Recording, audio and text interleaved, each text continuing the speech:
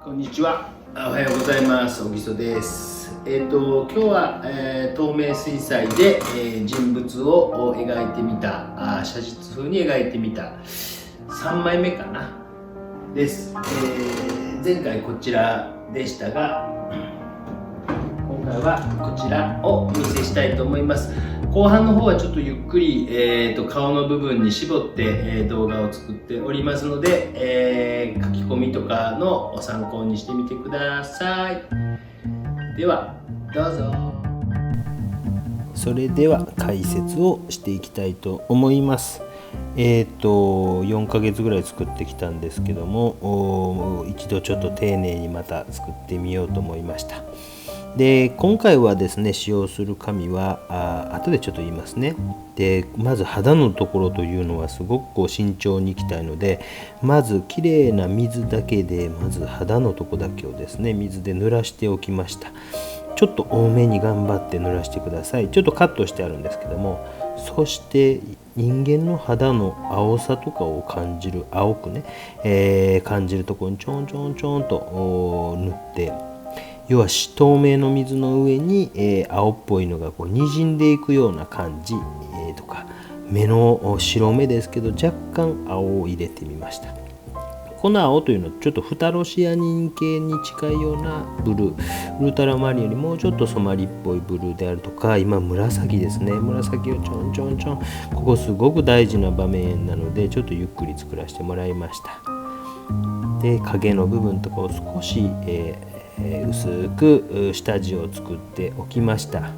紙はですね、これはキャンソンですね。キャンソンという水彩紙なんですけども、私はこれボード 3mm 厚のボードの水彩紙を使っております。またちょっとこうやってにじむね、感じでにじましていきます。夏休みなんでですね、時間がある人、お盆で時間がある人、初めて見る人もいるかもしれませんので、ちょっと丁寧に作っておこうと思いました。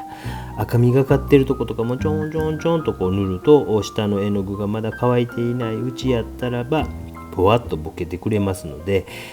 ぼわっとぼかしてみてください。ここ結構本当大事なんですね。でもあまり肌の色を暗く陰影を強くつけるというよりは微妙につけていこうと今回思いました。で写実風と言っていますので、本当にちょっと何時間かかったかな、5時間ぐらいはかかってると思います。サイズ的に言うと B4 という紙に、マスキングテープを周りで、貼ってあります。で耳なんかのところも少しちょんちょんちょんと赤みがかった色を入れてます。僕はあんまりこだわりがないので、どの色を使ってるとか右下にあるような絵の具なんですけども、これは固形のパンというものを使って、おりまして、すごく色が強いです。チューブ式のよりも多分こっちの方が顔料濃度というのは強くて、これも手の影の部分ですね、ブルーをポンポンポンと入れてます。フタロシアニンブルーという、フタロブルーとかって書いてあったりすることもあるかな。あとは少し紫を入れたりとかして、にじましていきながら、手の部分だけ、顔の部分、人の肌の部分だけ、下地を作っておきました。ここの本当に下地で薄く塗っておいて、で一回紙の上に、絵の具が薄くでもついたら、その後書き込みとかってしやすかったりしますので、全く何も塗ってないよりは薄く僕は塗ってあったりする方が書きやすいかなと思います。これは今人の洋服の部分をまた透明を塗って、服の部分だけ、塗って、で下地として今度またフタロシアニンブルーに近いようなですね、オリエンタルブルーとかも言いますかね。ちょっと僕この絵の具自体ですね、何の絵の具を買ったかなんていうのはもう全く覚えてませんし、この固形のパンの絵の具はラウニーだったんですけども、中は今何が入っているか分かりません。買い足ししていっているので、正直よく分かってませんが、で洋服のこの暗い服です。暗い服、それの下地を作っております。コロナ禍になってですね、この動画を数えてみたらいろんなものを含めると120本作ってました。何本作ってんねんって話ですけども、楽しんでやってるんですけどね。でこれも髪の毛の下地をまず塗っていこう。こうやって見ると薄く人の肌がねブルーっぽくなってるの分かりますかね。やっぱこれ下地として作ってるんですね。で髪の毛も下地、髪の毛はそんなにこう、ちょっと茶色っぽくしてるのかなっていう感じですね。そうすると人の髪の毛および洋服の部分の下地ができてきました。こういうふうに倍速にしていったりもしますし、編集としてはですね、後半10分ぐらいは本当に等倍のスピードといいますか、同じスピードで書いてあります作っておきました。また水を塗って今度は、これはですね、紅葉している葉っぱですね、透明の水を塗って慎重にいっています。筆はですね、これは何の筆を使っているのかな、コリンスキーのピカビアというところが出しているコリンスキーの筆を使っているのかな。正直筆もねもういっぱい動画作ってきてますけど、もうバラバラですね。少しで黄色と赤を混ぜたような色を塗って、要は水のところだけに今の段階でちょっと枯れてるとことかに茶色とかをちょんちょんとバーンとシェンナみたいな色でしょうね。これねちょんちょんと塗ってにじまして、枯れてる感じを出しておこうと思いました。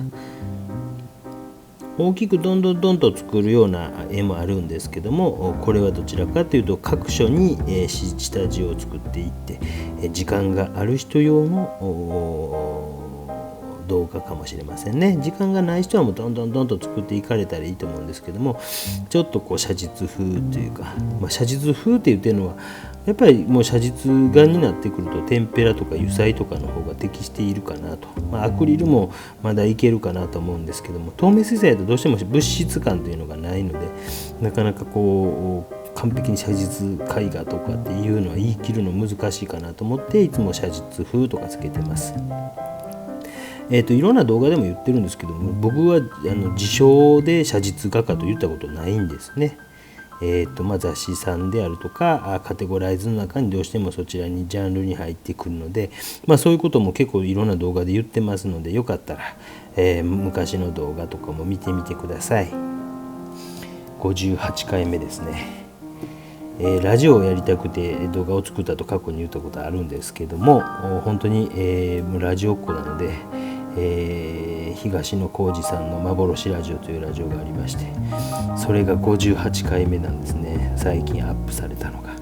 追いついたぞと、憧れの東野幸治さんに追いついたぞと思いながら作っております。ちょっとこの辺は早送りで背景までだんと塗っていってます。要は各所に下地を作っていってるという感じ。大きくどんどん作っていくよりは、どちらかというと各所で丁寧に作っていっています。油絵とかに比べたら透明水彩の方が編集とか楽ですね。油絵はどうしてもやっぱり、間を置かなきゃいけなかったりするので難しかったですけども、いくつか2つ本格版っていうのを上げておきました。女性の顔のやつね。今度生物とかもねできたらちゃんとした動画にしてみたいとは思ってるんですけどもね。とでいくつかリクエストとかもいただいているので、それもやれたらと思っていて、星空を描いてほしい、これちょっと近いうちやろうかなと思ってます。実際に、2,3 日前昨日か、2020年8月13日に、ちょっと星がよく見える山の中に行ってましたんで、夜中3時に朝方起きて、星を撮りました。うまいこと撮れたんで、どう描くかはまだ未定ですが、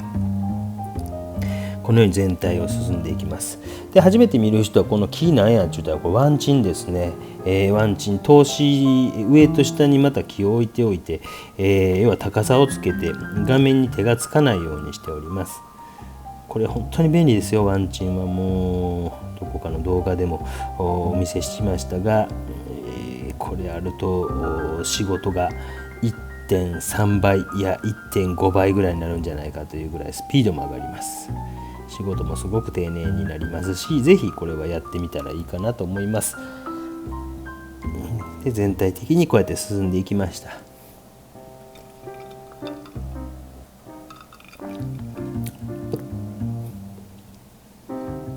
ででちょっと顔の部分は今回とにかくこう顔を描いているところだけは、じっくり動画として作ってみようと思いました。新調ですね。これはラファエロという会社の筆ですね。面相筆使ってますね。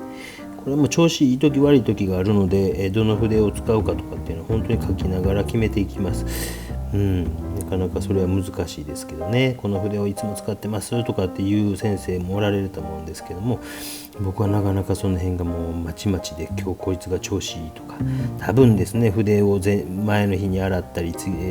何日か前に洗った時の洗い方とか一つでも違ってくるんじゃないかなと思ってます。水の切り方一つでも違うかもしれませんもんね。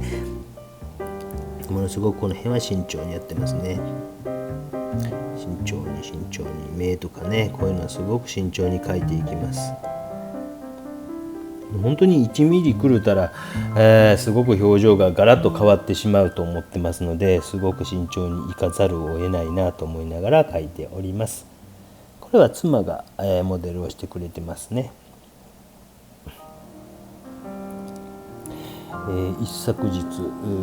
昨日か阿蘇の山を描いた動画を上げたんですけども、あれはあれで面白かったですね。現場に朝から行ってもう30分で描きましたけど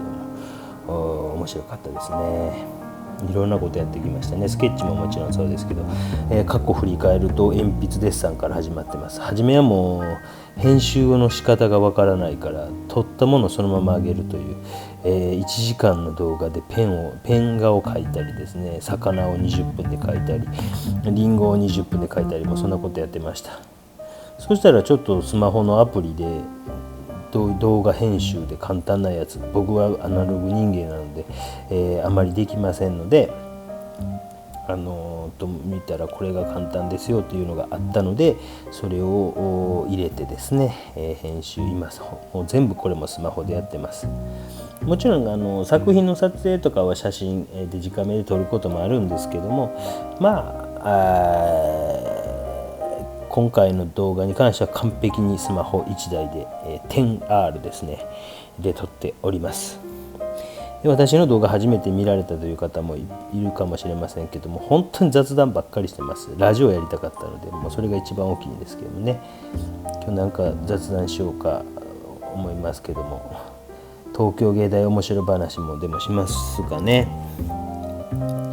変な大学ですね、東京芸術大学というところに私は行ってました。1996年から2000年までが学部、2000年から2002年までが大学院、2005年までですかね、博士課程におりました。顔の部分書いてますね。ちょっとずつね。これはある人が言ってましたね。人の肌とかどうやって描くんですかって。で、ある人がポッと答えてたの、すごく良かった表現があってですね、お化粧するように描いてみたらと男性の先生が言ってたんですよ。この人お化粧したことあるのかな思いながら、でもすごくそれまとえてるような気がしますよね。ちょっとずつねやっていくっていうかね、大体にベターってやる人もいるかもしれませんけど、ちょっとずつ塗ってそれをぼかしてとか柔らかくしてとかっていうことをすると思うんですけども、そんなことを言ってた先生、今北海道の大学の先生してますね。で、東京芸大面白話を少ししますと、何かあるかな。上野の、動物園の裏にあるんですよ。で、僕は第二動物園って呼んでたんですね。上野第二動物園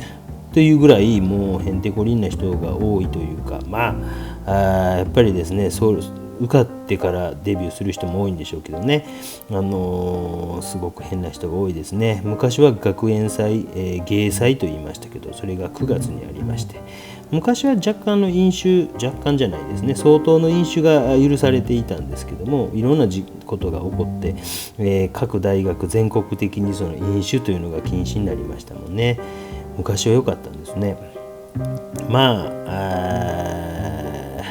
いいか。もう今から20年ちょっと前の話なので自己応答させてください。まあなんかこうやんちゃな人がいてですね、口に、ちょっと灯油みたいなものを入れてみて、ボワッとやってバッと火炎瓶口からですね火を出すみたいな、プロレスラーみたいなことをやって顔を大やけどしたりする人がいたりですね、むちゃくちゃですよね。あの時はある時間6時ぐらいになったらみんな返されるんですね。もう終わりっちゅってですね、でその後にですねちょっと落ち着いたら1時間ぐらいしたらみんな実はそーっと大学に戻っていくんですよ。塀をよじ登ってですね、もう20何年前の話ですからね、今ダメですよそんなことしたらね。当時はこうその塀を登って戻っていって、それを裏芸って言いましてね、それで、いろんなことをするんですけども、ほとんど3日間ぐらいみんな寝泊まり大学でして、わんざわんざと酒を飲むというのが決まりでした。油絵家からも何か出店みたいなの出したりもしますし、僕はちょろっと野球部でもあったのでなんか忙しくなったんであんまり行けなかったんですけども、野球部ではネズミレースといってですね、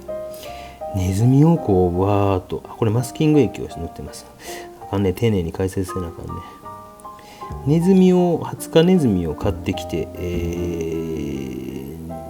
走らせるんですね。大きな箱を作って、もともとあるんですね。伝統的に野球部はそのネズミレースというのが伝統でしたから、当たったら何かおもちゃみたいなものを子どもたちにあげるというのが一般的でございました。ただ先ほど言った裏芸ですね、夜になってみんな返して一般の人を返した後に戻っていった芸大生たちはお酒もベロベロになってるんですね。若干そのネズミレースをみんな真剣にやりだすというかですね、真剣にお酒が入って真剣にやる、もうこれ以上あまり言えませんが、そうするといろんなことが起こったりします。そういうなんていうかですね、楽しいこともありました。問題なのはですね、そのネズミたちをまた、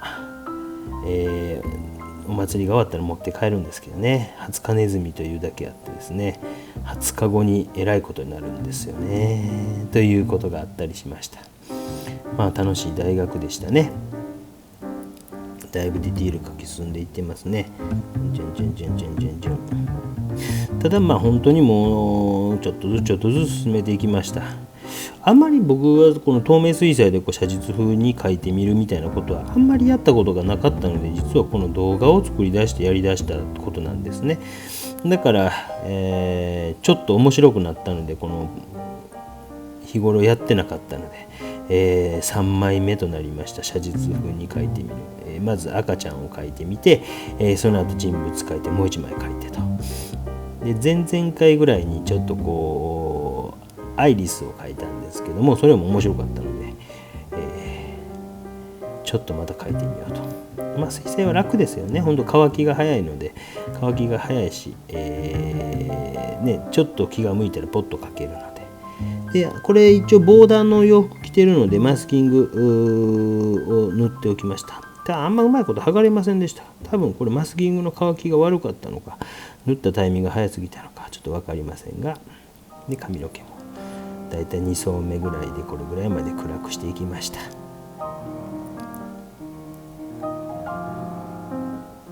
それでこのぐらいで、ちょっと一回乾かしたんかな。これえらい止まったな。まだですね、もうちょっと描いてからですね。で背景の方描いていってですね、水入れなんか本当にもうなんか中学生とか高校生が使うようなやつを使ってますね。透明水彩っていうのはあんまりなんていうか油絵とかよりは扱いやすいですよね。アラビアゴムというものと顔料を練ったものですということを昔言いましたけども、で、アクリルは、乾くと取れないけど、透明水彩は若干取れます。若干ね、綺麗には取れませんけどね。やっぱりこうにじみとかぼかしとかそういったものに適しているかなと思います。ただアクリルでもできますもんね。だからその辺はちょっとこうアクリルの動画とかも見てみてください。そういうのもいっぱい作っておきました。なんかまたこういうのやってたら本書きたくなりましたもんね。もう5年以上やってないんですけども、過去にいろんなこういう技法書はやりました。多分15冊 20冊ぐらいは書いたかなと思います。油絵の本もアクリルも実は大昔に書いてます。でも今と全然違いますもんね。今のが多分上手に描けたりするかなと思います。ちょっと顔ねある程度描いておきましたけど、ちょっと後半の残り10分ちょっとで、そのお顔をちょっとゆっくり描いてる瞬間をお見せしようと思います。芸大面白話ね、もう本当に、2700人受けて、僕の時は、60人合格という一番しんどい。半沢直樹皆さん見てますかね。半沢直樹この間までやってたのがね、ロストジェネレーションのロスジェネ世代の逆襲というのが原作になっていて、そうなんです。私まさにロストジェネレーション世代なので、なんか熱くなりましたね。半沢直樹は面白いですね。バブル入校組、半沢さんたちはバブル入校組、僕らそのもうちょっと後の、ロストジェネレーション世代です。ここで一旦この日次阿蘇に行きましたので、遊びに行きましたので、それから帰ってきて、最後のディティールを書き込んでいくのをゆっくりお見せしようと思います。本当にこんなぐらいのスピードで書いてます。ちょんちょんちょんちょん。途方もない時間かかりますもんね。すみません。ラジオの DJ とかやってる人は水とかやっぱりペットボトルとかに入れてるのかな。飲むよね。これ無理やもんね。ちょっとずつ書いていきます。で本当に水ジャバジャバに溶いた絵の具で書いてってます。それでもうこうハッチングと言って線をカサカサカサと重ねていく感じですね。で書いていきます。ハッチングというのはもともとは、テンペラ絵の具なんていうのに多く使用されたんですね。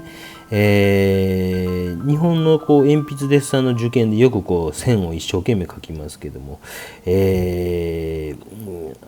ンペラ絵の具というのは乾きが早いんですよ、すごく。で乾きが早いもんですからそれを重ねて明るい色でハッチングしていっ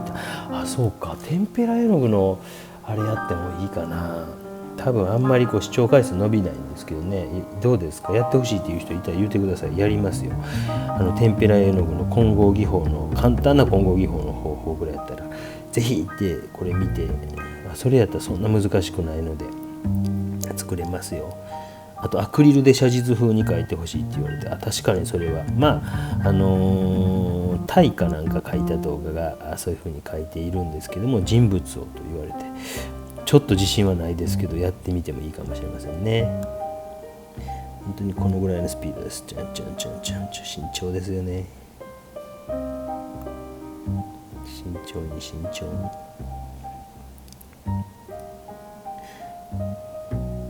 本当に愛情を込めるしかないと思います。なんかこう昔よく言ってたのは今の子たちはですねあれなんですけどね、僕は書いた記憶はあんまないんですけど、交換日記はしたことありますよ。その当時お付き合いしてた女性とね、もう25年ぐらい前の話ですけど、今の子たちはメールや LINE でペンペンペンって愛しとるぜとかって送るのかね。おじさん知らんけど、でも僕らの時代はそういう交換日記、もう下手すりゃラブレターの時代ですよね。学校行ったら机の中になんか手紙入ってるでとか、あれ何やこれと思って、それをそーっとバレんようにカバンの中にスッと入れるとかね、そんなことしたことありますか。若者たち、おじさんたちはありますよね。多分45以上の人はあるんじゃないですか。でそのラブレターを書くような気持ちで絵を描きなさいってよく言いました。はって感じかもしれませんが、やっぱ愛情込めて、やることだと思います。でよく言うんですけども、学生にも雑と大胆は違うよと。雑と大胆はいいと思います。ぐわーとか言いながらですね、激しい線をぐーっと置くようなこととかがあってもいいと思いますし、荒々しい色をぐーっと置く、でも雑にやるのと大胆は違って、雑っていうのはやっぱりこう論外だと思います。で大胆はすごくありだと思います。あとは繊細は繊細でありだと思います。だからよくこう雑と大胆は違うよっていうのを言います。大胆にはぜひ行ってみてください。僕なんかの絵なんかでよくねぐっと暗い色を置いたりすることあったりします。そういうのはすごく大胆やと思います。ある時に H 君という人の話をしたことあると思います。4浪して東京芸大入った子のにガムテープを貼り付けたという話、どこかの動画でしています。あれは大胆なんですね。何の話やと思ったらちょっと僕もどこで話したか全く覚えてませんが、探して、一生懸命見てみてください。今入れ墨職人をやってますという話してますよね。また目ん玉の黒目ちょっと大きくしましたもんね、これね。本当に1ミリよりもちょっとあれかもしれない。0コンマ何ミリちゃっちゃった。顎のとこもう少し暗くしよう思ってますね、これね。で塗って、あとは水だけで溶いたのとかでぼかしたりするんですよ。これ水だけで、違うか、こっちは影の方も少しどこまで暗くするかっていうのも、これ心のキャッチボールです。これでええんかな、こうかな、ああかなって言いながらです。こういうとこものすごく慎重にやりますよ。髪の毛もね暗い色で、描いていきます。油絵の具とかアクリル絵の具っていうのは白い絵の具を使えますが、透明水性の場合っていうのは白を塗り残していくっていうことが主です。ここおでこもうちょっと暗くしよう思ってまた水塗りました。一番初めにやった技法をまたもう一回やろうと思ってます。おでこのところに水だけをきれいな水を塗って、そして暗いちょっと赤茶色みたいな色、影の色にみたいな感じで塗っていっております。地味ですよね。地味な作業を繰り返していきます。本当こういう地味な作業を繰り返しながら進んでいきます。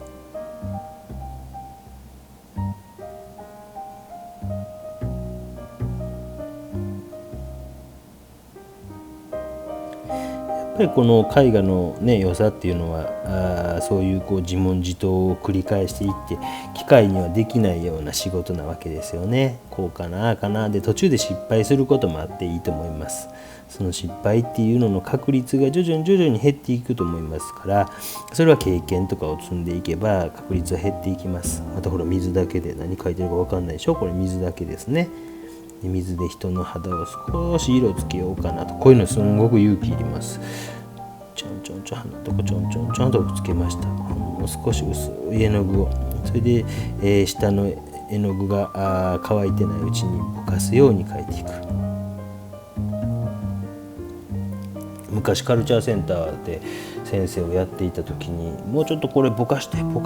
ちょっとボケませんかねとかって言ったら、ある受講生の方から70歳ぐらいでしたかね、先生ボケ言わないでくださいって怒られたことがございます。確かにってね。受験生には落ちるとかって言ったらいかんけど、ご高齢の方にはもうちょっとぼかしてとかボケてもうちょっととかって言っちゃダメなんですね。これ難しいですね、言葉ってね。そんなことがございました。こういうところも慎重にやってます。こういうところぜひお見せしようと思いました。どうしてもですね、いろんな動画を見ているとわーっと早送りの動画とか多いんですけども、これぐらい丁寧に本当はやっぱりプロフェッショナルはこれぐらいの微妙な仕事を実はすごく多くやってるんだよっていうのを知ってもらわないと、これちょっと濃すぎたんですよね。ちょっと今筆から絵の具を取って水気を取って今取ったんですよ。要は乾いた筆に近いような状態のもので、濃くなった絵の具を乾いた筆で拭き取った作業をしたんですよ。ああいうのって結構ね技法じゃないかなと思いますよね。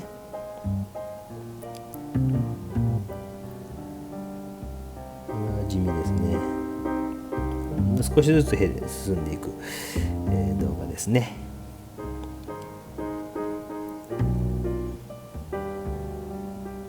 いい動画ができたなと思います。いや本当にこれ僕が突然何かね、あれしてもこういうの残しておいたらですね、こんな人いたんやなと思い出してもらえるのかなと思います。濃すぎたでしょ今ね。よし水でぼかせみたいなね。今これボケましたもんね。あ、高齢者に怒られる、ボケましたねってね。グラデーションってすごい大事ですよ。グラデーションが使えるようになっていくとすごくこう力がつきますので、縫って強すぎたりしたらその輪郭をぼかす。また言いましたね。これはすごく大事なポイントです。今もこれぼかします。水だけでボケろ。すいません。という感じで、描いていきました。最後はこれは何分やったかな。5分ぐらい。最後もうほんと細かい、面相筆でちゃっとハッチングみたいな仕事を最後していきながら、もう本当に微妙な調子を変えていってます。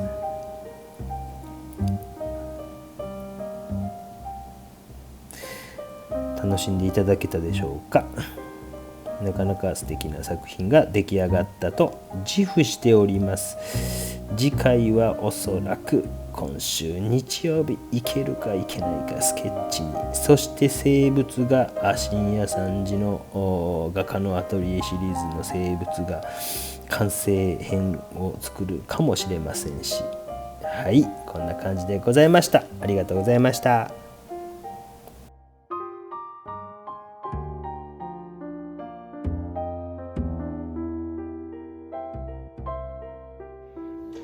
はい、ありがとうございました。いかがだったでしょうか。ちょっと秋の涼やかな作品かなと思います。次回は